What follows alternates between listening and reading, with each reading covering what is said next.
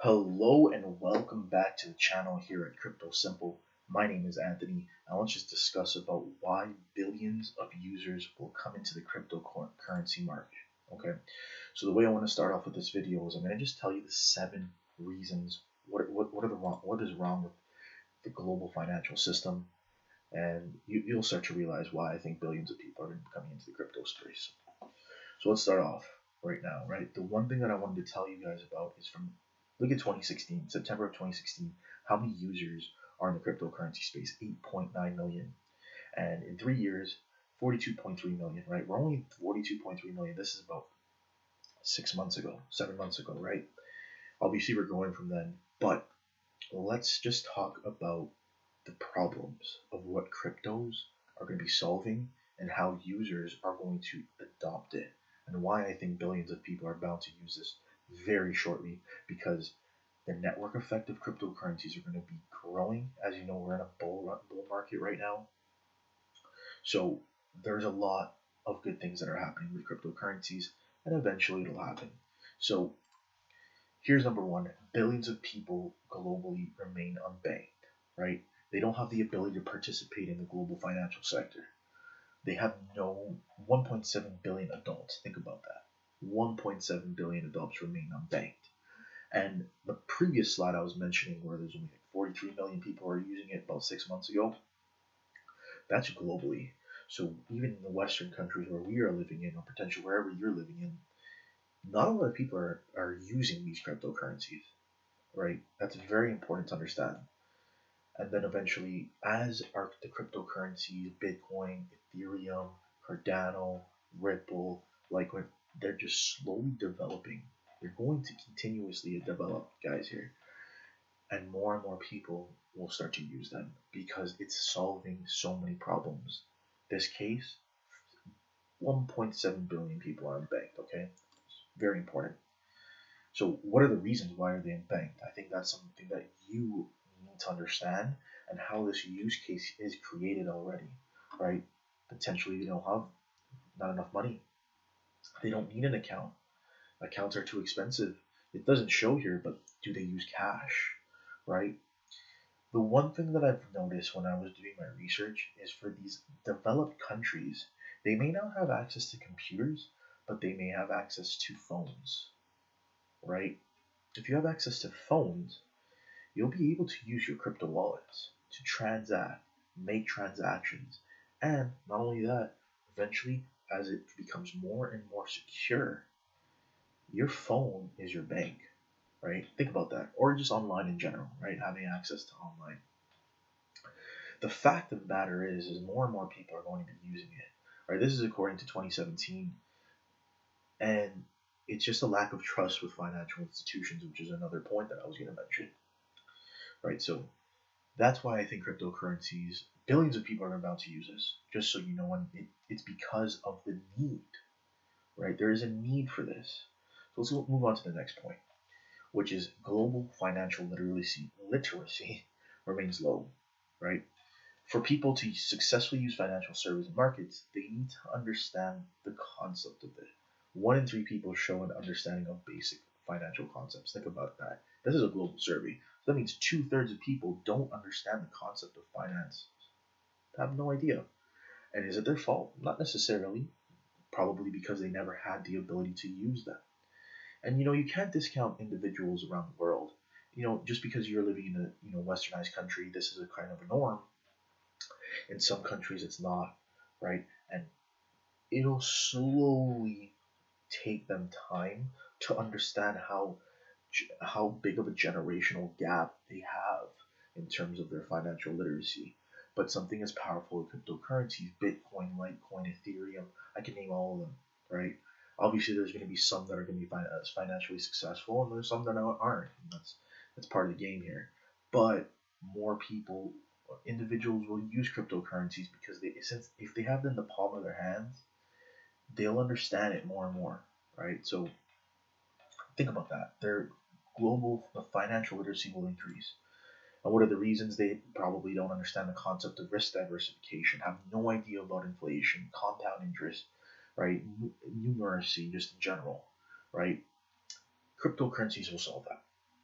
because the only way you're going to learn something is it's either you're doing it or you actually have access to it, right? So if you have access to cryptocurrencies, you have access to a bank, you have access to the understanding of what is the reason why your cryptocurrencies are going to be increasing. You're going to get access to the cryptocurrency markets. It's just it's going to be embedded in your mind for the reasons that you want this asset to grow, right? So as more and more individuals start to realize of the potential of cryptocurrencies, the network effect will increase as well, right? Compound interest, DeFi is just about to explode within cryptocurrencies, and I'm gonna make a video about that. So it's just a matter of time, and this matter of time can take months. It can also take years. So it's just a matter of showing patience. And yeah, let's move on to the next slide. High intermediary costs and slow transactions. Now, for those who don't know what this concept is where, say, for instance, you are living in Canada and you want to send money back to somewhere in South Africa, right? Generally speaking, there are high costs to moving that money, right? 7.1%. The UN Sustainable Development Goal says it should be below 3%, and that's their target by 2030. So in 10 years, that's their target. Have they ever heard about Ripple, XRP, and what they're trying to just accomplish here? Ripple is trying to target this, right? XRP is trying to target this. Now, for those who don't know whether or not if you agree with Ripple or you think Stellar Lumens is better, that's not part of the video. It's just a matter of solving this issue, and that is going to attract more users, right? Billions of people. Can you imagine how many people are in this world?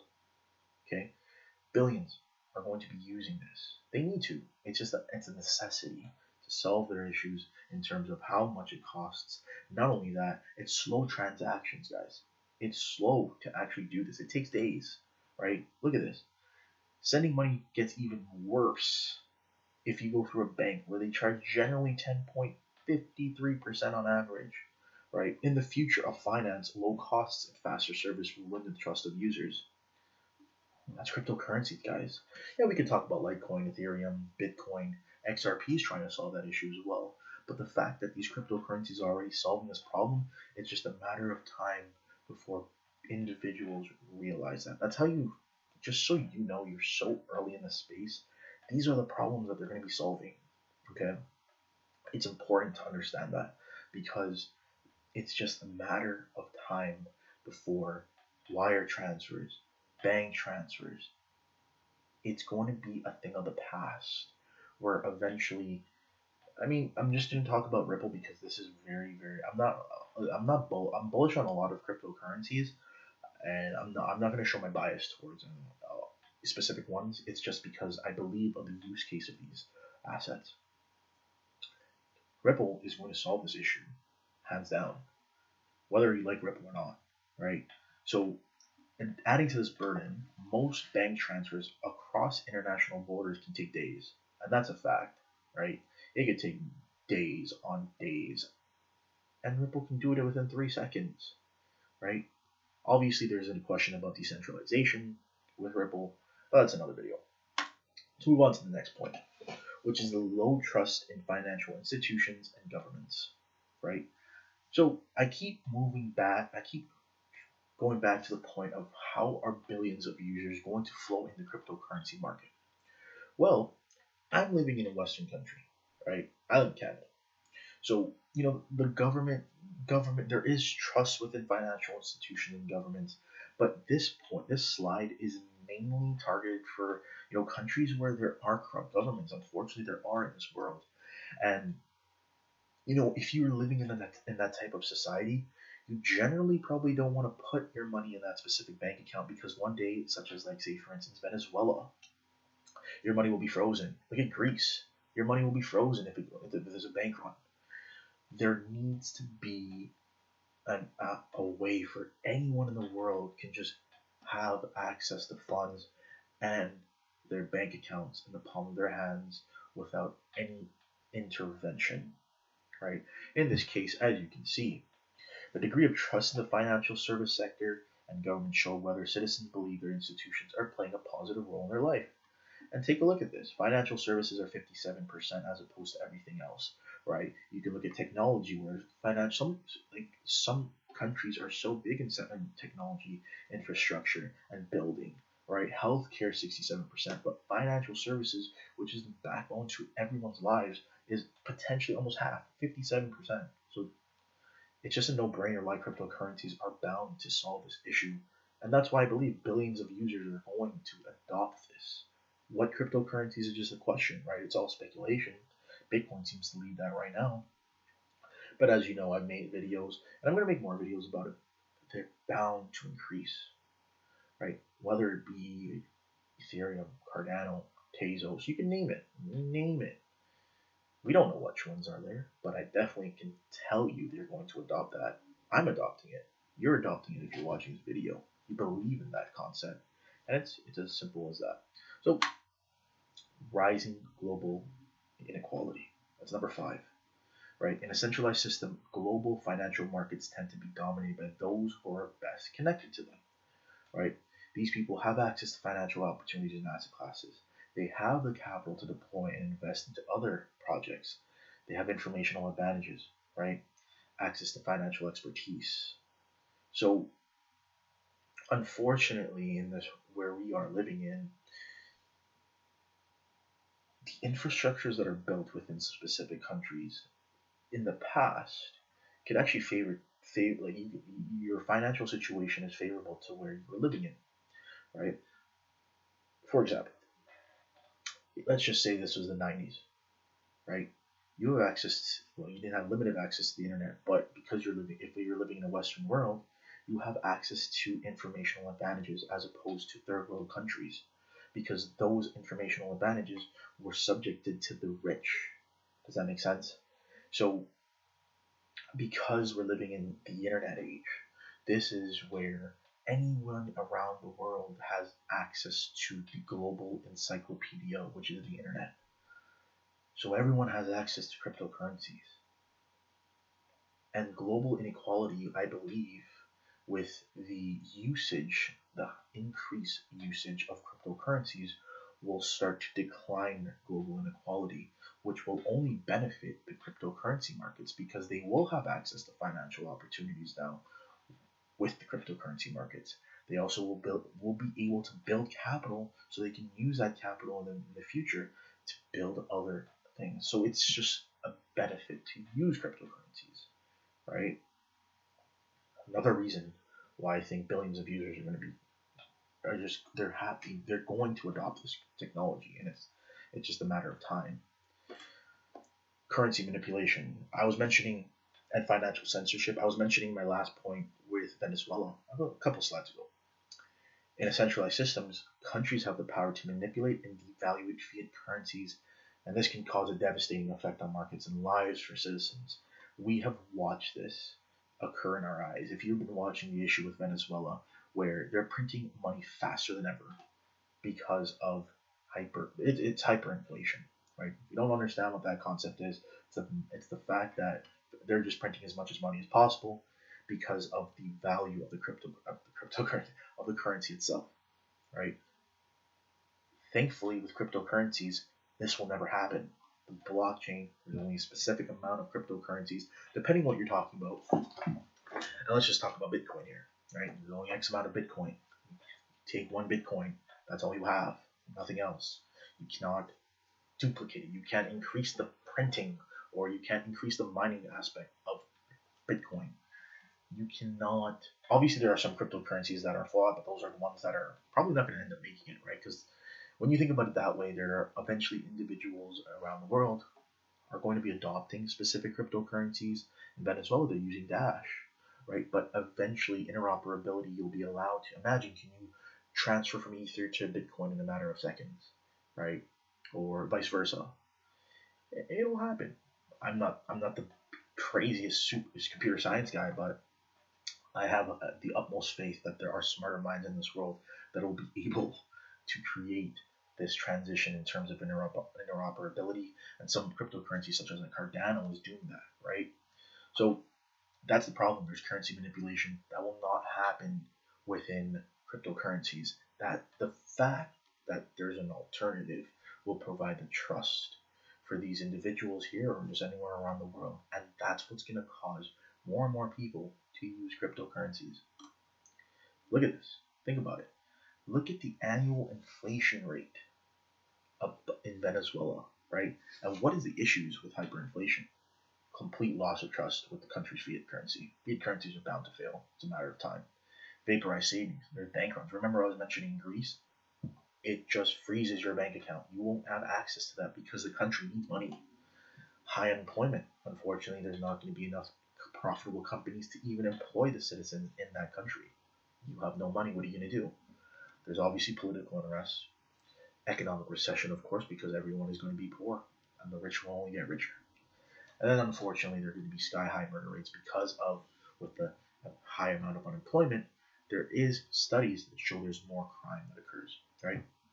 And this is the example. After the last major currency manipulation in 2018, the price of coffee has increased to over 772,400% in 6 months. Need I say more? Why cryptocurrencies are necessary.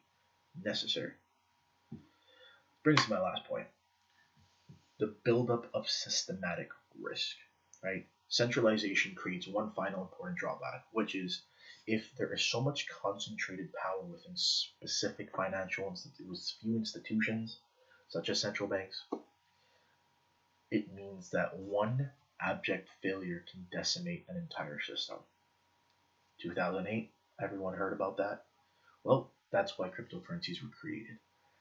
And as more and more individuals start to realize that, and it's not that they're going to be realizing it, there's other cryptocurrency markets where in terms of their marketing, the use cases are going to be substantially increasing, and you're bound to see it. Back to my last point, where as you can see, I'm going to end it off with one more point, but you can understand why centralization versus decentralization is a no-brainer. You understand that. We understand that. It's just a matter of understanding and having other people get that, and having this video is probably going to be helpful for individuals. So if you did enjoy this video, the one thing I wanted to just touch upon one more time, let's just go back here. Okay, I'm going to say roughly, like, I haven't done the research in terms of figuring out today, January, what is it, the 24th, excuse me, oh sorry, not the 24th, the 22nd of February. Why did I say January? Okay, nothing. But February 22nd of 2020, what is the actual percentage of cryptocurrency users? But as you can see, from September 2016 to September 2019, there is a drastic amount of users who are using this. And the reason why I said billions, compared from 42.3 million to billion, that's a lot. But because of how it's going to impact positively in people's lives, it's just a no-brainer for them to use it. So if you really did enjoy this video, consider liking, subscribing, commenting down below. Definitely share this with your family and friends, and definitely subscribe, because I'm going to be making more videos just like this in terms of the cryptocurrency markets, even outside markets, other markets and technological markets, and how cryptocurrencies can solve this issue. So definitely, if you can share this, like this, subscribe with anyone, and share this with anyone, that'll be definitely appreciated, because, yeah, I think this is a really cool video. Other than that, take care. Peace out.